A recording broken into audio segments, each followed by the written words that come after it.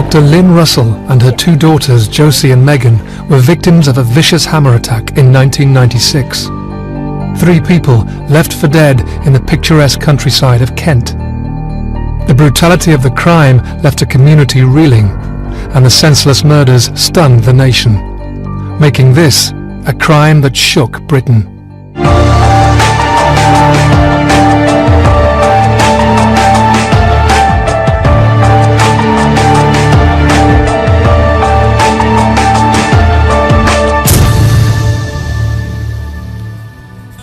Kent Police described the investigation as one of the most difficult that they'd ever faced. I can just remember the world sort of coming to an end and we all just standing there and saying, no, you know, this can't be happening.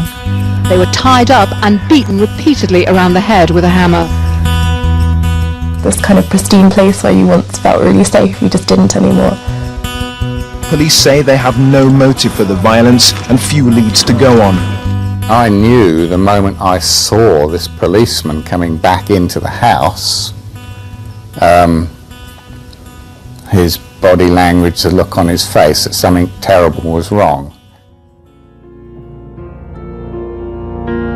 Lynn, Megan and Josie Russell were violently attacked by a stranger whilst walking home from school. In an unprovoked and frenzied assault, the girls stood little chance.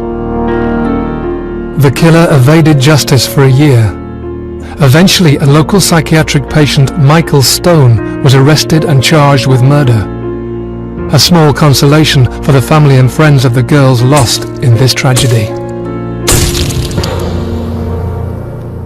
I look back at the photographs of all the flowers and the pets and the ponies and the little cottage, and it was a very lovely existence.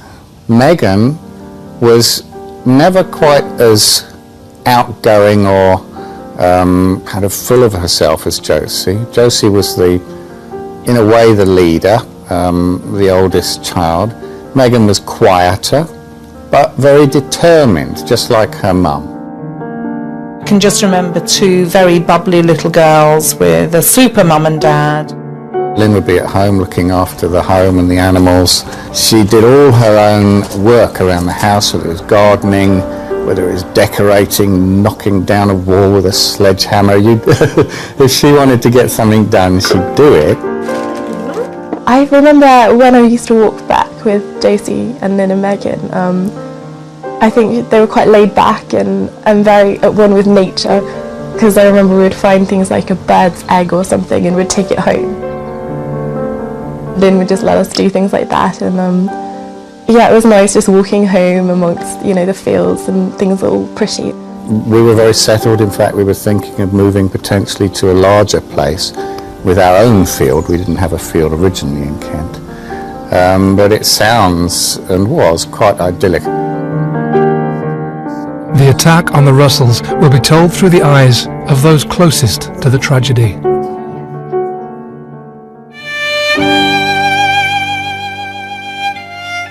A beautiful summer's morning in Chillenden, Kent. The Russell family rise and plan for a busy day, juggling work and school activities. They're beginning to find routine after moving to Kent from Wales just months previously. Although I'd been trying to get a full-time job locally in North Wales, it hadn't worked out. We thought, for the sake of being together for the family, I mean, not having to do this long-distance commuting, we'd up sticks, moved to Kent. Okay, no mountains, but it's a beautiful place. There I remember it being very nice to be able to sit even outside in early morning before we went to work or school and have breakfast even on the little patio outside with the cats around and the dogs. The Russell house winds into action with the usual family breakfast and plans for the day ahead. That day I took the children into work myself, and that was one of the days in which I did deliver them to school. The thing I can remember about the last few minutes with Lynn was it was the normal morning rushing off to school, saying goodbye, the sunlight there and the garden, the flowers, and Lynn going off and me thinking, well, she'll be immediately getting stuck into the gardening or the housework. Sean drives the short journey to the local primary school to drop his two daughters before heading to work. I've got this vision, this image in my mind of them in their little blue gingham dresses with their satchels. They went to a swimming gala that day, I do remember that, so they may have had a couple of towels there as well, sort of draped over the satchel, so that's the last I saw as they went into school that day. Yeah.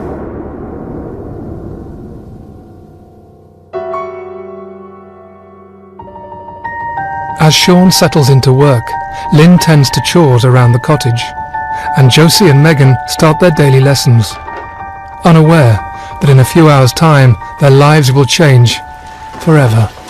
I was Josie's teacher at Goodnestone Church of England Primary School.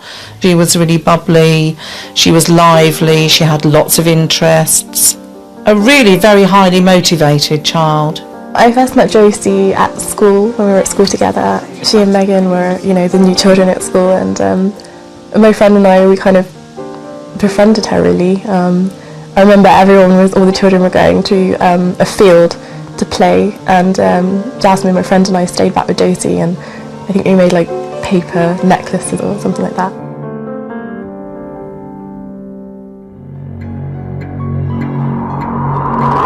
As the school day draws to a close, Sean nips out to the streets of Canterbury to run some errands.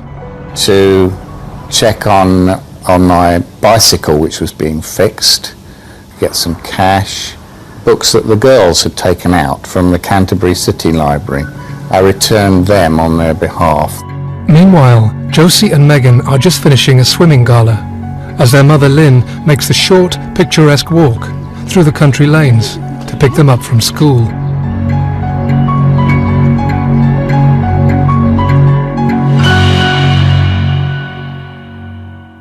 I had phoned Lynn because she told me they were going to the swimming gala, and that she would then take them to Brownies. Lynn was going to take them along and be given a lift by a local friend. So when I did go home about 7 o'clock and they weren't there, I wasn't too worried. I just started making the supper for when they were due to come home.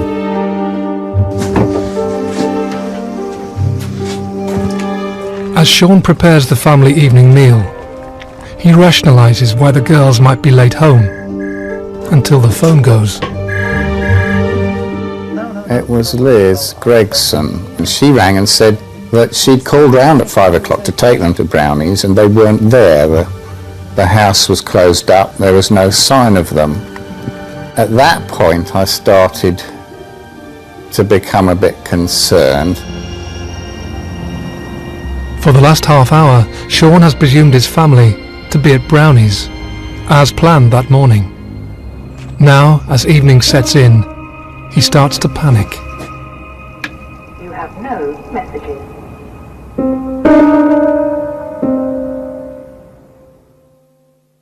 I didn't spend long on the phone with Liz. I do remember then starting to just try and work out where they might be.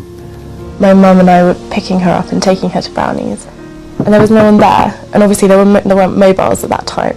I wasn't too worried at the time, but when I was picked up from Brownies, Mum said that they still weren't back. By the time Liz Gregson calls again, hello? Sean is now frantic. I believe it was around that time, 9 o'clock, that I said, right, actually, I better start making more of an effort to check on what's going on here. And I rang the police station. This is now only 2 hours after the time when we expected that I'd be home and maybe they would be home from Brownies. Police said no, we've had no reports of accidents. I suddenly thought, well, shall I go and have a look myself?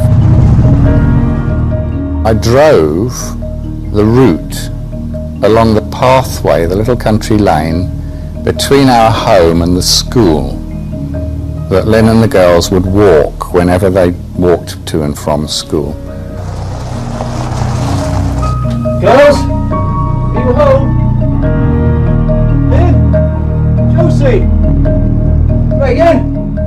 I actually also rang the vets in case they'd taken Lucy to the vet for some reason, which might be another reason that they hadn't called, you know, tied up with looking after the dog if it got run over or hurt.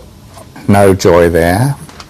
Then I started ringing hospitals, mentioning the name, Russell. Have you had anybody brought in? You know, I was starting to get seriously worried by this time. There's a horrible possibility there might have been an accident, and the only reason Lynn wouldn't phone me is that she'd rushed to a hospital. Look, John and I are going to phone out. John? Sean now turns to the police once more. His family has now been missing for over 5 hours. Said, look, now I'm frantic. I've tried everything. They're not back. This is not right. There can't be a woman and children wandering around in the countryside at this time of night without something being desperately wrong. Unbeknown to me, the police had taken my first call very early on, very seriously. They'd already started the ball rolling to do something and get a search team together and a dog unit and all that sort of thing without me even knowing. Liz and John Gregson rush to Sean's side as a team of police officers arrive at Granary Cottage. I was aware of quite a commotion outside with a van full of officers arriving near midnight, this dog unit turning up, and then basically fanning off into the countryside. They'd come over to the house. I sent a couple of guys over by 11 o'clock in the evening who were interviewing me by that stage, just trying to get information on what do they look like, what are their descriptions, if we're going to put out a notice. Also the inevitable questions about, you know, how's your marriage doing, have you had an argument, is there any reason that she might have taken the children, sort of thing, you know, which of course is rubbish, but you accept that they have a job to do, so you answer as best you can. Sean is instructed to wait at the family home while officers search surrounding countryside. Restless and now stricken with panic, he anxiously waits for some news. They called Liz and John Gregson outside, and one of the two police officers, and explained to them what was happening, and then the other guy came back in, and I knew the moment I saw this policeman coming back into the house, his body language, the look on his face, that something terrible was wrong.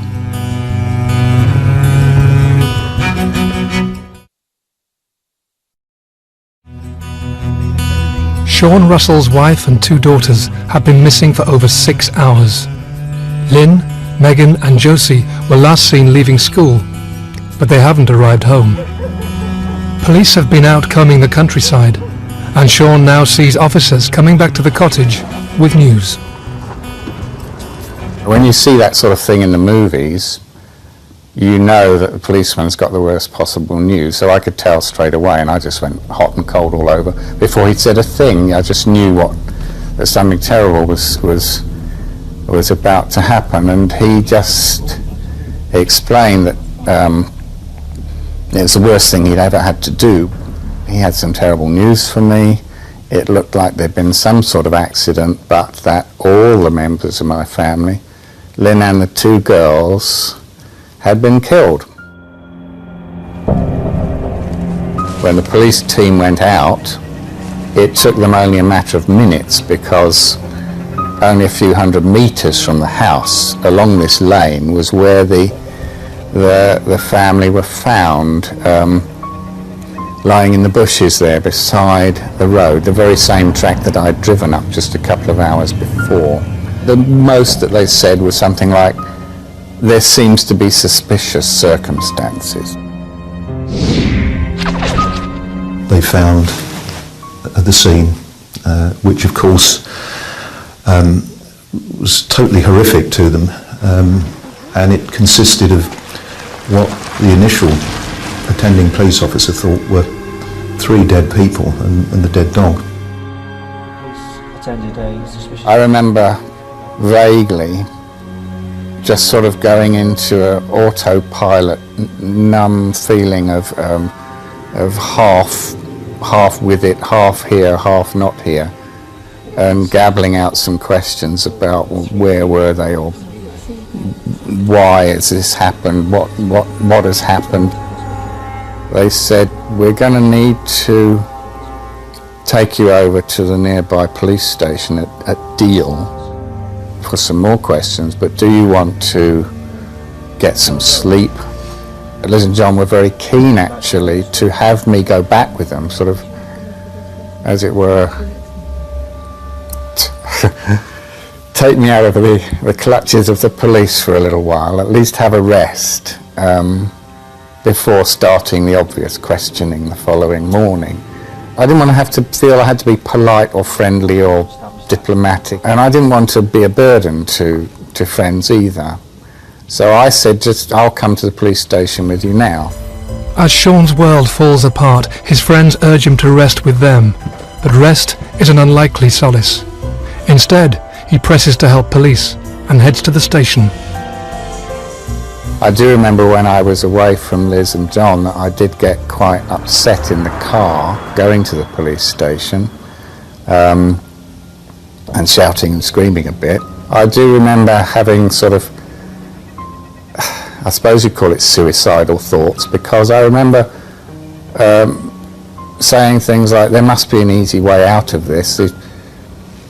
Isn't there a sort of an inject? I made stupid statements like, you know, I'm sure there's a quick and easy way that one can be put to sleep with an inject, all that sort of silly stuff. But I guess I was a bit delirious by that stage. And I didn't know these 3 blokes in the car, and so there was nothing sort of holding me back on that journey through the dark lanes of Kent in the early hours of the morning, when I was at my lowest ebb.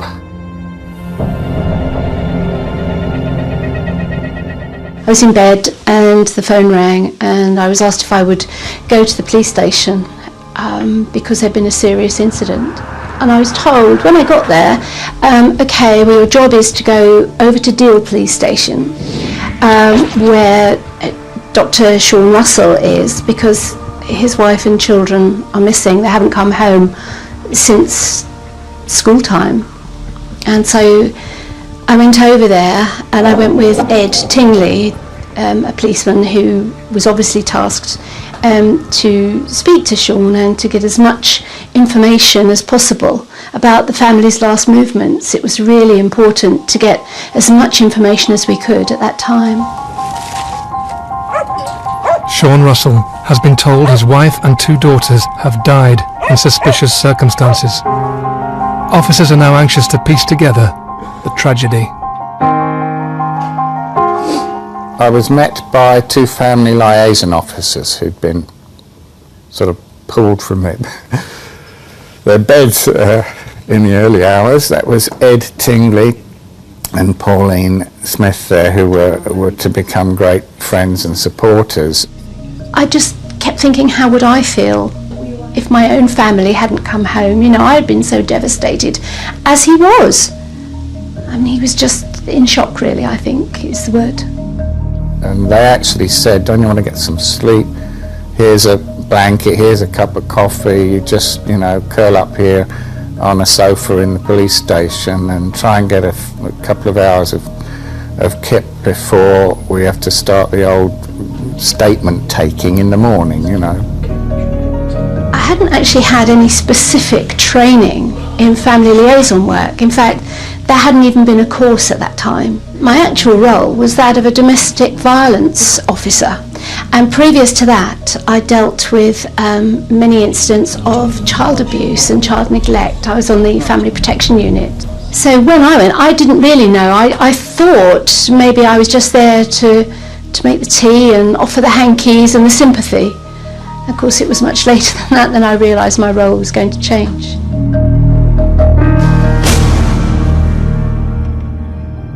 Sean begins the long and painful process of mapping out his family life. He needs to find answers to what has happened, 24 hours ago, he had a loving wife and 2 beautiful daughters. Now, everything has gone. Then an officer comes with news. I was sort of half asleep when I remember Ed coming in and saying there's been a big development. By this time, the family had been found and taken straight to the hospital. We thought everyone had died, including the family dog. If you can help us, give us a description.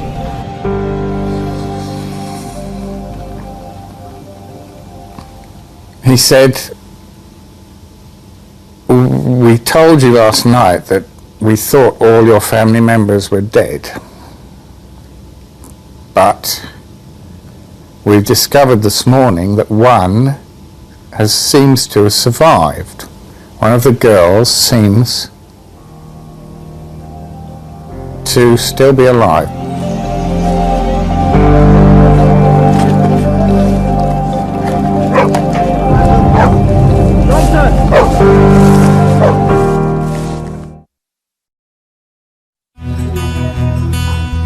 24 hours ago, Dr. Sean Russell had an idyllic family life. Now, his world is shattered. His wife and daughters have seemingly been found dead down a country lane. But in a sudden twist of fate, some news has just brought a ray of light.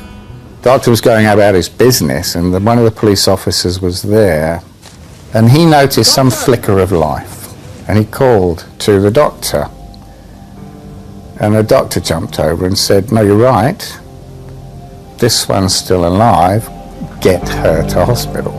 It kind of switched me from complete despair, sort of feeling of sort of suicidal ideas, I can't go on, there's no point to go on, suddenly to having a reason to go on at last, something to hold on to. If you can help us. I remember Ed coming back into the room and saying that he had this information for Sean, and Sean asking which one was it, and did she have freckles or not. And it was quite heartbreaking really, because we didn't actually know at that time. Sean now faces a traumatic journey to London to identify which member of his family has survived. Even through the glass doors from outside ICU, and with all the masks and tubes and things, I could see some freckles on the top of the nose over the mask, and I knew that was Josie. As Sean tries to come to terms with the fact that his eldest daughter is somehow clinging to life, the news of the tragedy is starting to trickle through to close ones in their village. I remember waking up and Mum was asleep, which was really weird because she was always up before me because she started work really early. I remember being really excited that I'd woken up before her, and I rushed to get ready and went downstairs, and Dad told me that he had something to tell me, and it wasn't very nice news. And I remember being told, and I kind of didn't feel anything. I think I was just numb. I think I was too young to really understand. We all went into a state of shock. When you're a teacher, you're responsible, or you feel ultimately very, very responsible for the children in your care. It was actually a very difficult thing to tell the children, and I found it particularly difficult because two of my own two children were actually involved. My son was in my class, so I was telling my class, and I was having to tell my son at the same time, and my daughter was in Megan's class, and we didn't know at the time which of the two children was actually alive. Villagers are now waking up to a double murder in their tranquil surroundings. As police contain the crime scene, the media is already picking up on the tragedy. I heard about it actually on the news in my car travelling to London. This was in the morning on the 10th, the day after the murder. There was enough in that report that would have made close friends and relatives realise who the victim was.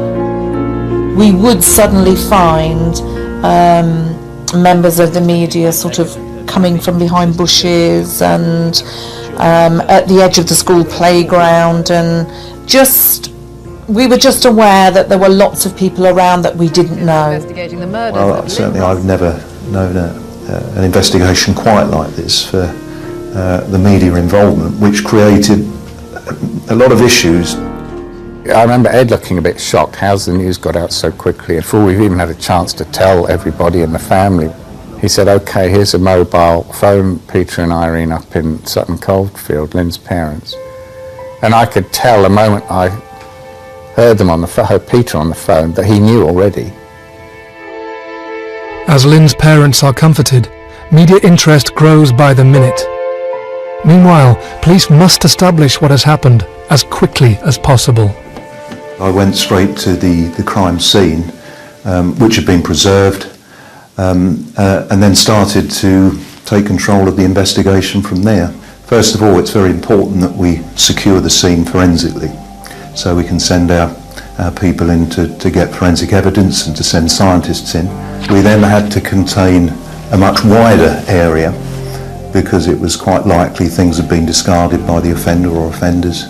One of my main concerns was finding out who witnessed this, if anybody, and the one person that obviously did was Josie Russell.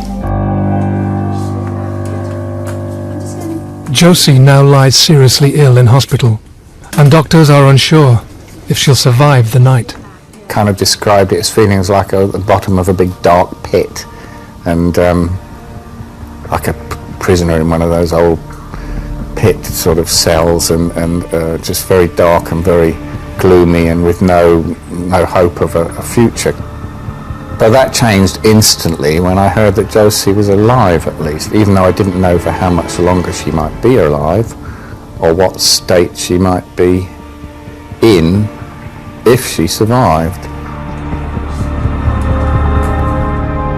Police now face one of the country's biggest murder hunts. 3 people have been brutally attacked with no apparent motive. A killer is on the loose, and Sean's one glimmer of hope lies with horrific injuries. He now has an agonizing wait to see if she'll pull through. By the end of that first day that Josie was in hospital, they'd carried out an operation of several hours, done a whole lot of tests. We were told she had serious head injuries, brain injuries. You know, she's on full life support. I had no idea whether she would survive at all.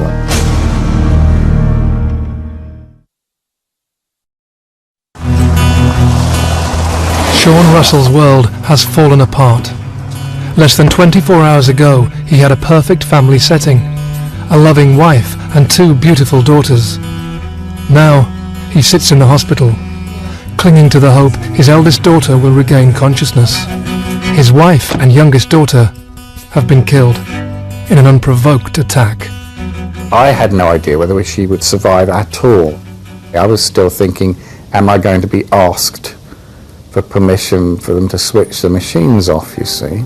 Is she going to have any brain function, this, that and the other? Is she going to be a vegetable? As Josie's life hangs in the balance, it is becoming clear to the police just how vital her recollection of the attack will be to the investigation. Right from the start of this, Josie was uppermost in our mind. Obviously the first thing was her recovery and medical treatment. And we also had to consider her safety as well, because the offender was still at large and she was still alive and in hospital. So we had to look at protecting her. But running in tandem with that was, from an investigative point of view, is that she possibly could remember what happened and who attacked her and why. The only surviving witness now lies in hospital. As officers watch over Josie's safety, doctors monitor her condition. Remarkably, and against all odds, they start to see a change.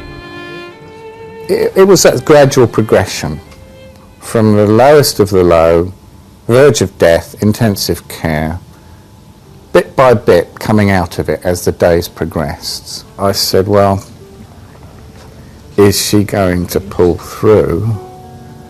And he said, oh yes, there should be no worries about that. It was a bit of a shock and very very welcome shock, very pleasing.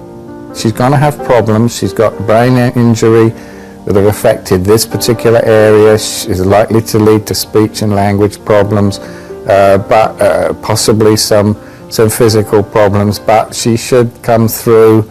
It may be weeks, months, but she should be back on her feet, you know, eventually. This news comes at a vital point for officers. Josie is on the mend, but is delicate, and her injuries could become the barrier in telling her story. Yet police are no closer to catching the killer. They must find a way of communicating with Josie. Her evidence is now the crux of their investigation. We had a number of people that we were looking at very closely, and they were eliminated from the inquiry. We made many appeals for information, specific information, general information, and that all came in thick and fast. Maybe about mid-30s, I think. Right, okay. And do you know what time this was? And each was analysed, and most of it turned out to be a blind alley. We're now faced with a little girl who was at the murder scene, who may or may not remember, who held the key really to what had actually happened, because nobody could tell us. So I had to try and work out a way of how to extract all this information from her, and it was painstaking. They had to, you know, cut away these bits of bone and parts of the brain, which did eventually lead to some speech and language, reading, writing problems. Eventually she started going to like a speech therapy class, and they would hold various pictures up in front of her. She'd kind of try to show you what she knew she was understanding, so we knew there was a bit of understanding there.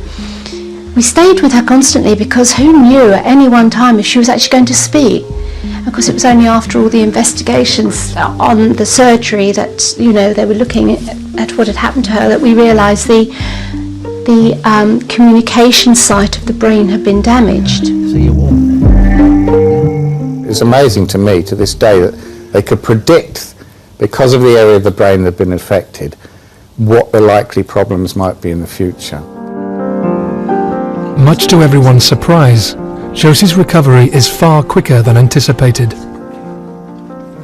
6 weeks in hospital, and amazingly, that's all it was. 1.5 months, 6 weeks in hospital, from being on the verge of death to being able to go home. Even a couple of doctors talked about this is a miracle. That resilience, that strength, not only physical strength, which maybe most young children have, but sort of psychological strength was very evident. She was kind of like a battler.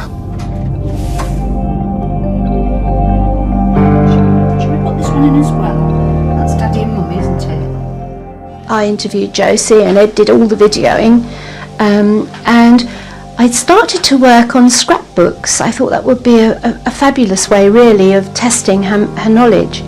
I was able to build up all the things that led up to the swimming gala. As Pauline and Ed gradually piece together the attack with Josie, their colleagues push to find other clues. This became the most extensive and difficult forensic examination I've certainly ever dealt with in my career.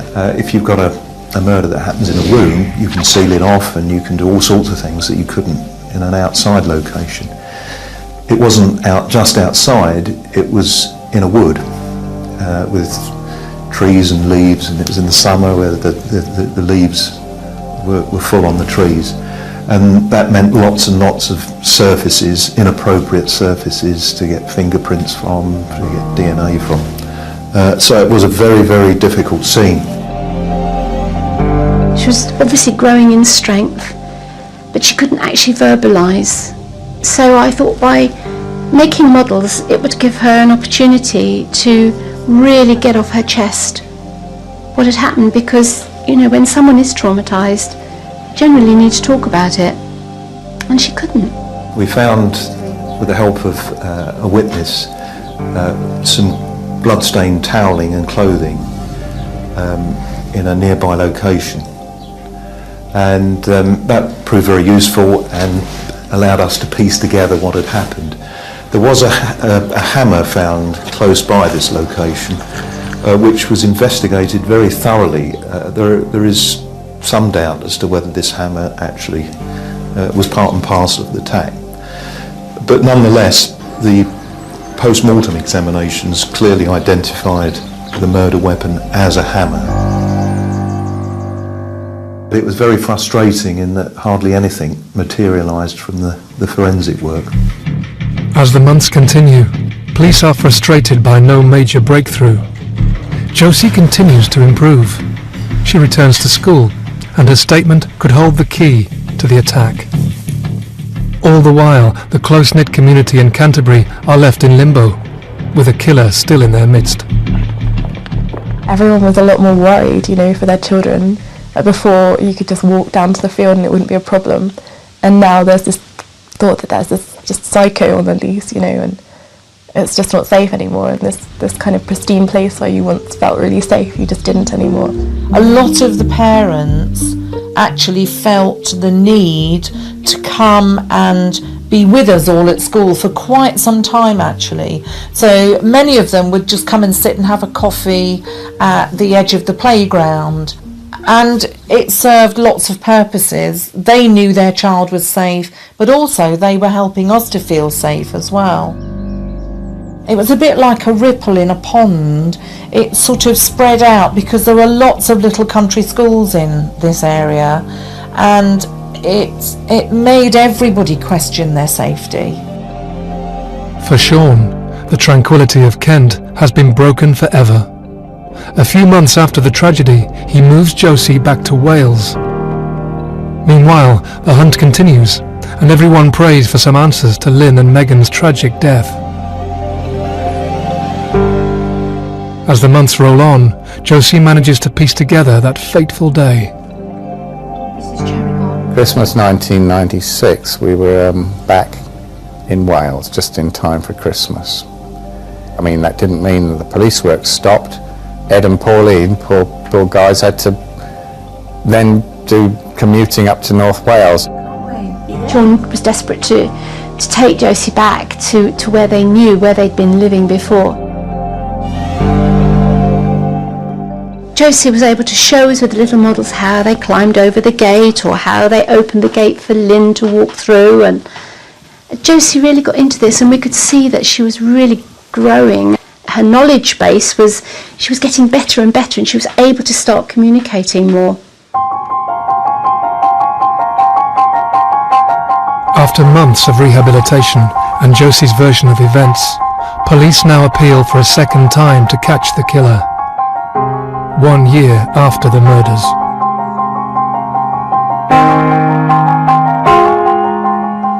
And that for the first time suggested that Michael Stone might be the offender, and he became a suspect very shortly after that broadcast. At last, police receive a vital lead they've been looking for. A doctor could hold the key. He was aware that this particular patient of his had been talking about things like this, and he gave a name to the police, which the police followed up. When Michael Stone was first identified as a possible suspect, that then triggered an awful lot of investigative activity around him, his background, his movements, his ability to do this sort of thing, his mobility to do this sort of thing, his vehicle, so on and so forth. And that culminated in his arrest. As Michael Stone is arrested, his background comes to light. He was a habitual drug user with violent fantasies who knew the area well. Claims he had spoken of the desire to kill shortly before the murders now come to the fore. But one question still remains. What was the motive? We considered it may be robbery, it could be theft. There are other factors like the family dog was killed. Why? Was that just gratuitous violence, or was it done for a purpose? Because of the remoteness of the location, it did strike us that it was somebody that lived locally or somebody that had knowledge of the area. And the fact that a car was used suggested perhaps it wasn't immediately local, but somebody had travelled into the scene. If you put all those things together, there was no obvious motive that emerged.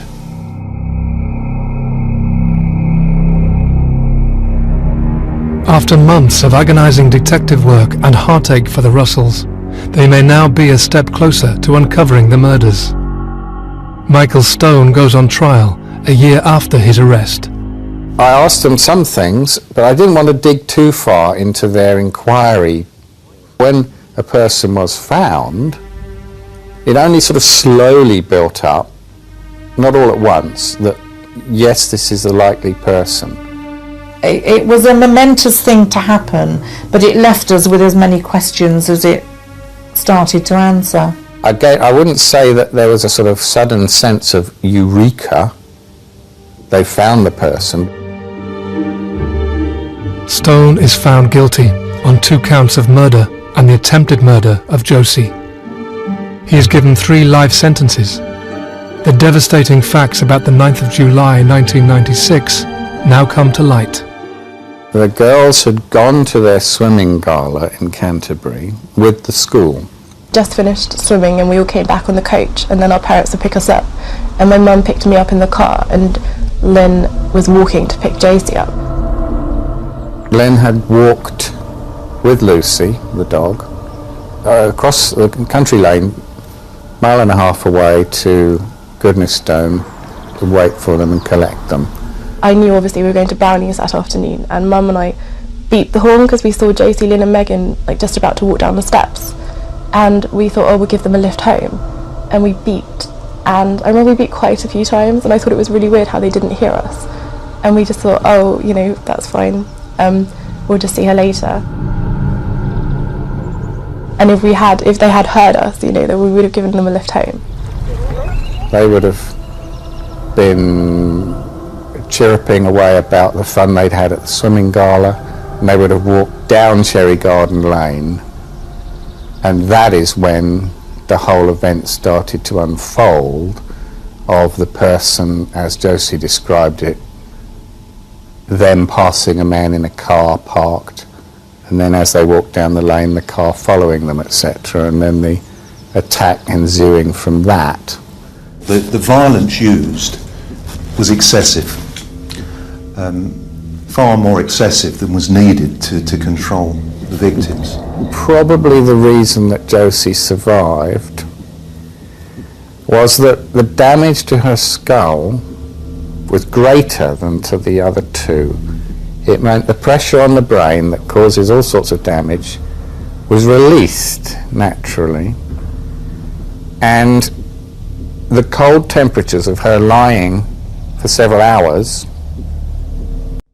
sort of slowed down the development of the injury, and she probably pulled through because of the extent of the damage to her skull rather than the opposite. A peculiar paradox there.